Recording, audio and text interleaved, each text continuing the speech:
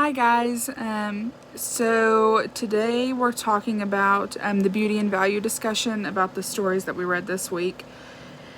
I think these stories are still important for modern culture just because it kind of gives us a historical background as to what was happening during these time periods. I think it also kind of allows us a little bit more of an insight into O'Connor and Tolstoy, so I think that's really interesting and probably still needs to be heard.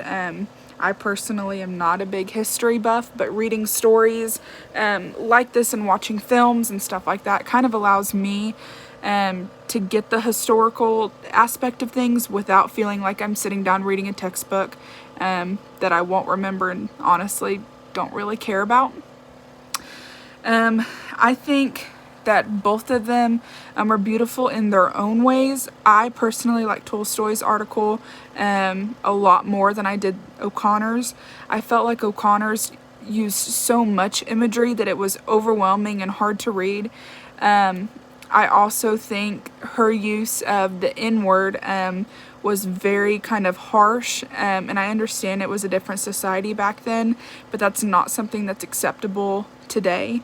Also kind of referring to African Americans as kind of like the scum of the earth and basically no better than animals or severe white trash. I think that's really offensive in today's society, but I think it does give us even a little bit more insight into how she was raised and what was acceptable and what wasn't during her time periods. So even though it differs, I feel like it's still important to understand those. I think as far as Tolstoy's article, the simplicity of it is what drew me to it. It was very easy to read. I didn't feel like I was overwhelmed or having to search for things outside of the story. I didn't feel like there was much research that needed to be done after it. So that made it beautiful to me.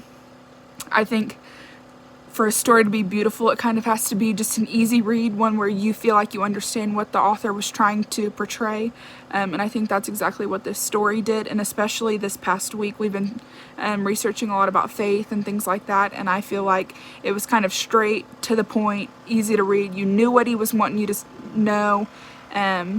Whereas O'Connor, I found myself so confused by the whole story that I didn't understand her faith in it. I feel like we saw where the main character, Miss Turpin, talked about faith and how she was a Christian woman and loved church, but I feel like I didn't really get the underlying faith aspect that we were supposed to get from this story.